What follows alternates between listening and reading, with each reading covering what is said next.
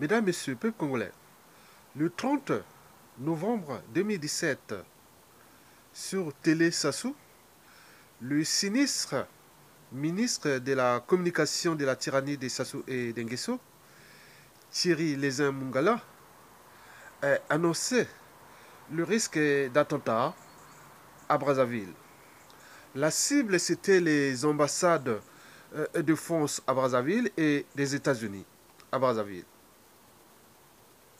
Eh bien oui. Et on a pu par exemple voir un communiqué de l'ambassade des États-Unis diffusé sur les réseaux sociaux, annonçant que bon, l'ambassade serait fermée dans la journée du 30 novembre 2017. Voilà. Donc, mais du côté de la France, on n'a pas reçu le message si l'ambassade a été fermée ou pas. Mesdames, Messieurs, il s'agit bien sûr d'un test. Nous connaissons le cynisme du personnage Sassou Nguesso. Donc, nous devons maintenant nous attendre à les voir passer à la vitesse supérieure pour atteindre leur objectif.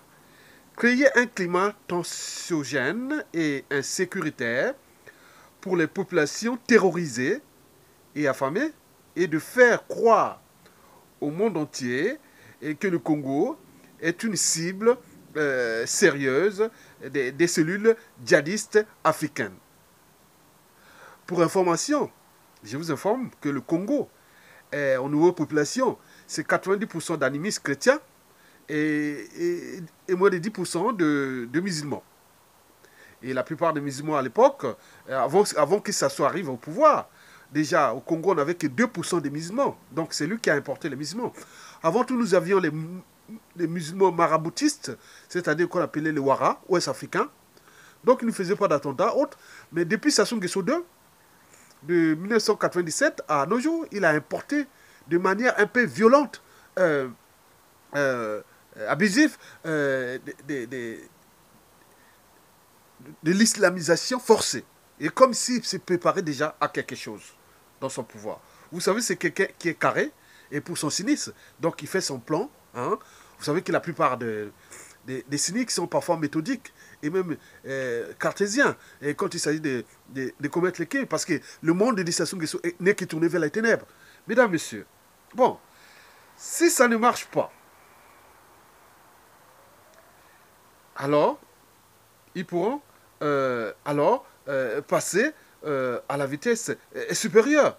Parce que pour eux, bon, ben, c'était d'abord alerter cette opinion internationale, ou jauger et voir comment réagit l'opinion nationale et internationale. Il me semble qu'il y a eu une réaction, non seulement au niveau des médias et réseaux sociaux, mais au niveau international. Donc les États-Unis qui ils ont bien dit que non, mais il n'y avait pas de risque de terrorisme. Voilà. Donc c'était déjà, on était un peu rassurés. Alors, bon, ben, pour Sassou, pour qu'il veut passer à la vitesse supérieure, parce que c'est quelqu'un qui est à bout de souffle, au bout du rouleau, au bout des nerfs, le mal est aimé du pays. Hein? La situation est chaotique, hein? les gens sont dans la merde totale, et donc pour faire la diversion, donc il va utiliser le terrorisme. Parce que lui aime toujours utiliser ce qui marche de mal ailleurs. Par exemple, ce qui s'est passé en France en 2015, les attentats de Charlie et Hebdo, et aussi des Bataclan et compagnie, et des Nice compagnie, et par la suite. Bon, donc lui, il veut utiliser ça pour attirer l'attention de l'opinion internationale. Parce que, pourquoi il veut utiliser ça? Il veut utiliser le terrorisme. Parce que là, si par hasard il passe, il appliquait son plan, imaginez que pour lui, la cible serait que les Occidentaux. Parce que les Africains, ça ne marche pas pour lui. Donc il faut attaquer les Occidentaux, comme ça, attirer l'attention des Occidentaux pour qu'ils viennent l'aider. Pour dire non, le Congo devient un pays terroriste. Hein, et à ce moment-là, bon, ben, pour lui, c'est tout bénef. Vous connaissez la suite. Donc, il sera d'abord écouté comme quelqu'un qui lutte contre le terrorisme, comme le gars de la Syrie là. Et voilà, donc c'est le jeu. Ils préparent ces jeux. Ils ont des scénarios, ils ont des intelligences, ils ont des stratèges pour ce mal-là qu'ils veulent faire au peuple. Donc il s'agit bien sûr d'une question de vie et de mort. Parce que le système Sassou Nguesso n'est pas aménageable.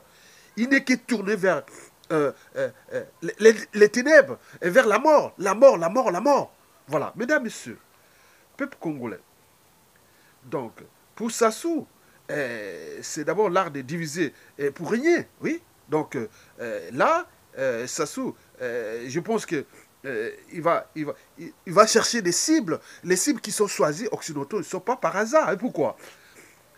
Parce que, bon, ben, d'abord, ce qu'on a vu sur l'ambassade des États-Unis. Voilà, pourquoi l'ambassade des États-Unis?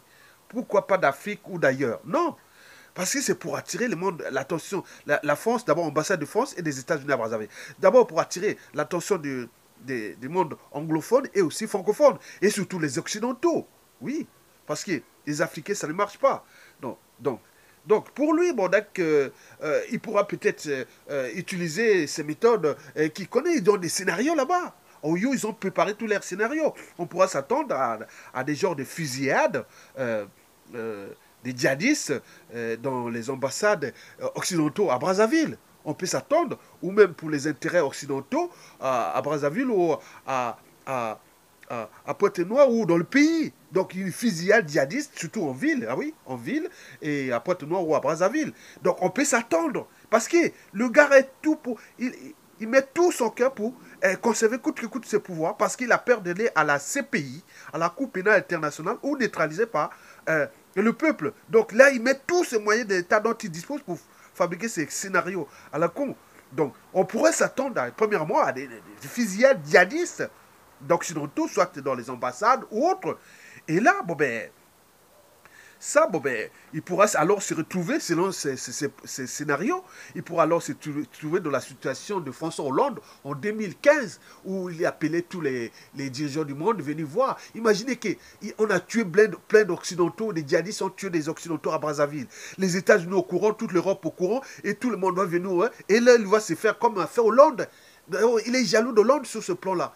Donc il va faire exactement comme Hollande avait fait en 2015, là où tout le monde était venu soutenir François Hollande. Oui, alors qu'il est au niveau politique intérieur, bon, et ça ne marchait pas. Vous voyez déjà ça. Bon, donc, ça c'est le premier scénario qui risque de venir. Et là, bon, pour lui, c'est pour légitimer son régime, pour dire non, mais il est le bienfaiteur, venez voir, bon là, les terroristes, ils sont là, la plupart ne seront pas des Arabes autres. On mettra des Noirs, Congolais, on va faire un gars, on va le préparer, un malade, et on va lui demander pour aller tirer sur les gens, ou tirer sur les Occidentaux. Et ça, c'est le danger. Il est capable de le faire.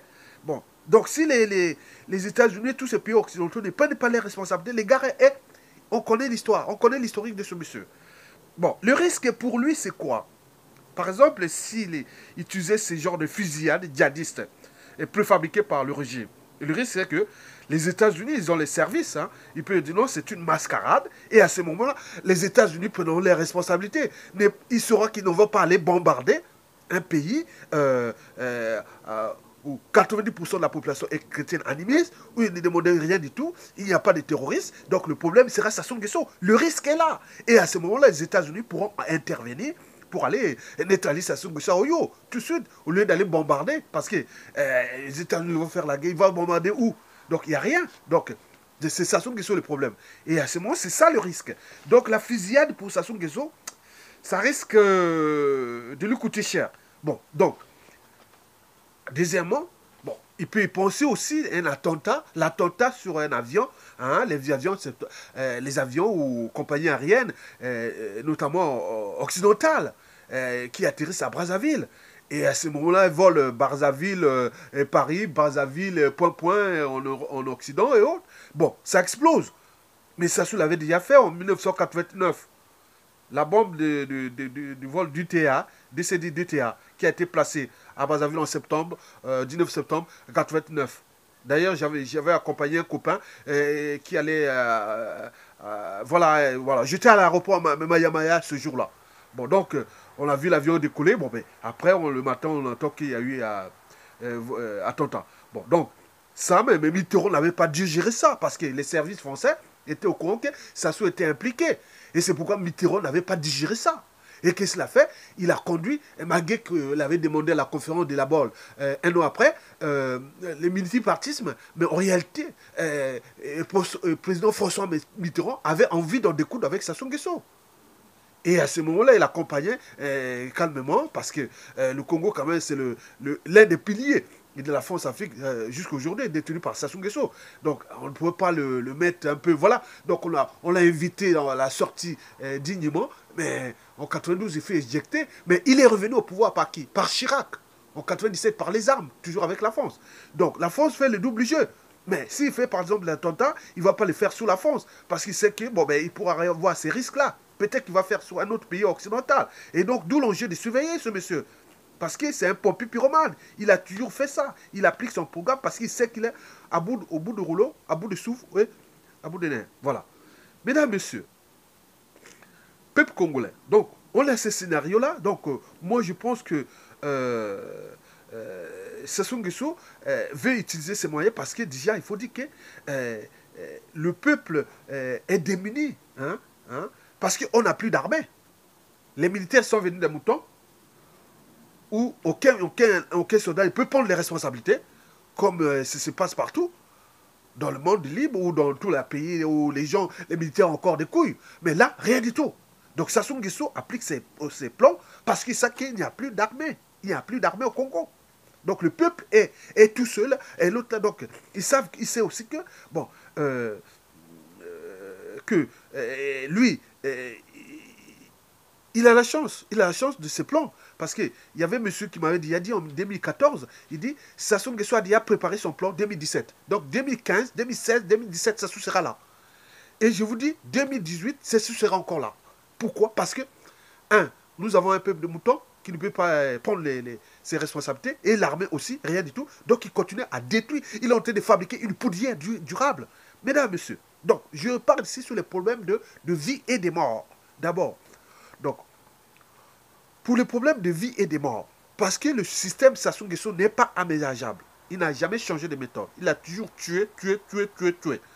Parce que plus il tue, par selon leurs pratiques formation céleri, sacrificielle, satanique, diabolique, on dit que plus on tue, plus on est au pouvoir, on est puissant. Donc lui, il utilise ce système-là. C'est pourquoi tout son système politique n'est basé que sur la mort des autres. Mesdames, messieurs, donc nous, d'ici peu de temps, d'ici quelques jours, si les Congolais, au niveau individuel, collectif, politique, civil et militaire, on ne prend pas des responsabilités, voici ce qu'on peut s'attendre. Des hommes à cagoulons djihadistes, ils vont tirer soit sur les populations dans les rues, et à ce moment-là, ils seront soit abattus, et pour dire, voilà, l'État travaille, vous êtes protégés, et compagnie, mais, ou peut-être disparaître, pour qu'ils reviennent après. Donc on peut trouver des scénarios, ils ont des scénarios, ou voir un véhicule s'explose en pleine rue où il y a plein de monde, et comme ça pour que les populations soient terrorisées. Puisqu'on est là dans ce plan-là. Bon, vous avez par exemple pu voir les explosifs du 4 mars 2012. Vous avez vu la guerre dans le pool qui a commencé, terrorisme d'État, le terrorisme d'État dans le pool qui a commencé le 4 avril 2016 et continue aujourd'hui. Vous avez entendu à l'époque des bébés noirs, des Koulouna, des Katakata, des Andimi cannibales d'Yakula. Donc on a tout ça. Donc quand vous mettez à la tête d'un pays un criminel, vous aurez toujours le résultat qui est là. Parce que dans toute organisation, qu'elle soit État, entreprise ou association, quand il y a un dysfonctionnement, c'est celui qui a la tête qui en est responsable. Ça soit qu'il soit la présidente de fête ou autoproclamé compagnie ou illégalement autre, mais au niveau des institutions internationales, il est quand même président. Il est président. Donc, comme il est un pompier pyromane, il joue pleinement son rôle. Comme c'est un criminel, et il joue pleinement son rôle. Comme il est qu'à tirer vers le crime, il fait le crime. Et donc, si vous ne vous libérez pas, arrachez votre liberté, dignité et justice, mais il va continuer à détruire. L'objectif final de Sassou, c'est quoi? C'est détourner l'attention du peuple, parce que la colère monte. Il faut dire que la condition sociale, elle est plus que catastrophique. Catastrophique. On est réparti au quart monde. Donc, Personne ne va plus citer les problèmes d'accès à l'eau potable. Déjà, l'eau insalubre est empoisonnée. Bon, les gens ne mangent plus à l'air faim. Il n'y a plus d'hôpitaux. Donc les gens meurent comme des mouches. Les morgues sont pleines à craquer des cadavres de tout âge. Et ça arrange les tyrans parce qu'ils font des sacrifices avec ça. C'est bien. Bon, vous avez l'injustice qui règne. Donc on arrête, on torture et on laisse les gens sans procès depuis des mois et des années. Bon, et n'oublions pas les sécurités. Elle est totale. L'humain n'a plus, quand vous êtes au Congo, vous n'êtes plus humain. Mais tout ça, mais pourquoi les gens te demandent, pourquoi les gens aussi descendent aussi bas, mais pourquoi ils ne réagissent pas, non seulement au niveau politique, militaire et humain. C'est ça l'énigme. Bon, donc la colère monte. Ça sont en train de chercher par tous les moyens d'attirer l'attention, faire la diversion du peuple pour qu'il continue à dérouler son rouleau compresseur qui consiste d'abord à voler ce pays, à les vendre à la découpe et à laisser à la merci des étrangers et surtout ce qui est dangereux, c'est qu'il est en train de fabriquer une poudrière parce que le pays est surendetté jusqu'au cou. Et là, le FMI va encore lui donner un peu de coup de pouce. Et ce qui est sûr, dans 97% des cas, le FMI va aider Sassou. Parce qu'il sait que le peuple n'est pas capable de se soulever. Qu'est-ce qu'on peut faire? Donc, qu'est-ce que ça peut faire? Donc, il va lui donner l'argent. Mais en attendant, paraît-on qu'en 2018 et 2019, le Congo pourra revenir au troisième rang de pays producteurs de pétrole. Donc, ça va lui donner encore des moyens, de lobbying, d'achat de conscience. Vous savez qu'on massacre des gens dans le département du Pôle. Énormément. Mais il n'y a aucune résolution des Nations Unies, ni des droits de veto. Mais pourquoi? Allez se demander. Et là, il va encore avoir les moyens, des nuisances, de tuer le Congo et les dégrader. Et donc, nous allons rester, au départ de Sassou, nous allons trouver une poudrière, un pays ingouvernable. Déjà au niveau des mortalités qui ont été abîmées par ces 34 ans de dictature. Parce que, oui, les mortalités, habitudes et comportements antisociaux, anti-valeurs et autres, c'est complètement abîmé. Il a détruit le tissu social, le tissu moral, économie, politique et compagnie. Mais nous sommes là en train de le constater.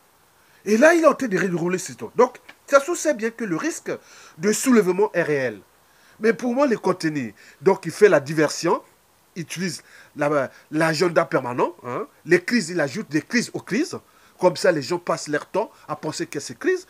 Du terrorisme d'État dans le pool, les problèmes de Toumi, les prisonniers politiques. Là, on parle maintenant du terrorisme. Il y a plein d'agendas. Il a plein de crises ajoutées.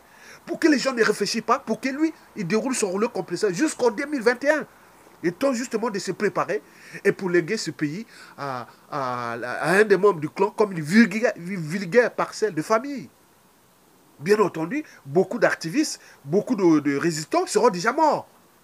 Parce qu'ils ont en train de rouler les complots, parce que vous restez dans les incantations. Et s'ils touchent, on disait, s'ils touchent à Toumi, à Tchourou, et voilà, on va voir. Et là, il a touché. Et là, il cherche à toucher Mokoko, hein, le président élu, général Mokoko, puis Paulin Makaya, et au commissariat Salsa, et tout ça, on regarde. Mais bien sûr que, bon, pour lui, il n'est pas éternel. Mais c'est la suite après. Mais pour l'instant, il peut les tuer, il va les tuer. Bon, donc, sinon on ne prend pas les responsabilités individuelles et collectives de mettre les gens dans la rue, et maintenant, quelle que soit la casse à Brazzaville, à ce moment-là, ne vous étonnez pas que le pays-là ne vous appartiendra plus. C'est le pays de Sassou et d'Nguesso, il va les transmettre. Parce que toutes ces intelligences, toutes ces énergies contestataires, et même progressistes, ils seront la plupart du temps neutralisés. Déjà, il faut voir que ça soit exporté, sa violence sur la plage de Paris, en France, en Occident. Donc les services travaillent pour neutraliser, mettre une vision sociale et autres sur les autres. Il est en train de mettre tous les moyens. Et tout ce qu'il fait, il est carré, il est méthodique. Il a déjà préparé son agenda 2018, il est déjà complet. Il reste 2019. Pour 2018, c'est fini. Il y aura des prisonniers politiques qui vont mourir. Le pays, il y aura des activistes qui vont mourir. Le pays déclassé, peut-être il y aura des attentats et tout ça. Et nous sommes en train de constater quel peuple. Et à ce moment, on se dit, arrêtez de vous plaindre pour vos conneries, pour votre lâcheté. Voilà. Donc, qu'est-ce qui nous manque? L'armée, il n'y a plus d'armée. Il n'y a plus d'armée. C'est-à-dire, ça ne part. Le jour où ça ne part, il faut... Je n'ai pas quelqu'un qui vient dire non, colonel, commandant général, autre. Non, ce n'est pas possible. Il n'y a plus. Une armée, c'est d'abord défendre le peuple et aussi les territoires. Et là, que dalle, rien du tout. Donc, mesdames, messieurs, en terminant, je dis connaître l'homme pour mieux connaître la tragédie congolaise. Mais l'homme, c'est qui? C'est Sassou Nguesso qui a mis tout ce pays sous occupation, un peuple aux arrêts, un pays qui risque de devenir une poudrière et risque même de disparaître parce que historiquement, il y a eu des pays qui ont disparu comme ça. C'est des processus. Mais je dis que la chute de Sassou sera vraiment une grosse poudrière parce que le problème n'est pas seulement social ou économique, mais il est aussi mental. Parce que le cerveau des Congolais est complètement abîmé. L'immoralité, l'impunité et compagnie. Mais à la chute de Sassou Nguesso, il faudra bien sûr un choc de moralité qui va se passer sur le plan judiciaire et même judiciaire et pénitentiaire avec des méthodes qu'on a pu par exemple voir dans certains pays. Donc d'où l'enjeu de faire, accompagné par la suite par l'éducation au fur et à mesure. Mais au départ, ce sera d'abord un choc de moralité au niveau judiciaire et pénitentiaire. Ça sans impunité zéro, tolérance zéro. Mesdames, messieurs, je vous remercie et vous l'aurez compris parce qu'il s'agit bien sûr d'une question de vie et de mort. Il prépare ses programmes.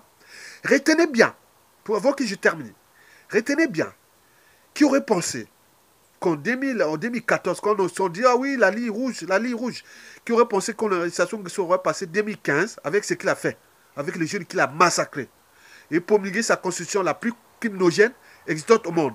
Qui l'aurait pensé qu'on arriverait à hold up et emprisonner les prisonniers politiques et aussi tuer plein de gens dans le pool et continuer encore avec la terreur. Et 2017, avec tout ce qui s'est passé, qui continue encore. Et on ne sait pas ce qui va nous attendre en 2018. Et vous continuez les incantations. Mais arrêtez les incantations. Ça ne sert à rien. Sassou va gagner contre le peuple pour un temps. C'est une bataille, mais ce n'est pas la guerre. La guerre, c'est du côté du peuple parce qu'il est souverain. Sassou, en fait, est fini. Il doit partir, il va partir. Donc, nous devons l'attaquer. Attaquer pour qu'il parte tout de suite. On n'a plus de choix parce que le pays est en danger. C'est une question de vie et de mort. Retenez bien, ce n'est plus le problème de sauver un pays. Et le pays, de toute façon, deviendra une poudrière. Il faudra reconstruire ça. Mais aujourd'hui, la priorité, c'est sauver des vies. Parce que Sassou Nguesso prépare des scénarios pour conserver, coûte que coûte, ses pouvoirs et tuer les gens parce que son monde est tourné que vers les ténèbres. Son système n'est pas aménageable. C'est toujours la mort, la mort, la mort, la mort, la mort, la mort, la mort. Et voilà. Si vous avez compris ça, prenez votre responsabilité individuellement et collective au niveau politique, civil et militaire. Mesdames et messieurs, je vous remercie et passez les bonnes fêtes, mais je vous dis que le Congo est quelque part en danger. Voilà. Parce que je ne peux pas vous dire ce qui va arriver pour le pays. Bon, on ne sait pas comment va se terminer cette dictature, en fait, et le chaos qui arrivera. Mesdames, messieurs, je vous remercie.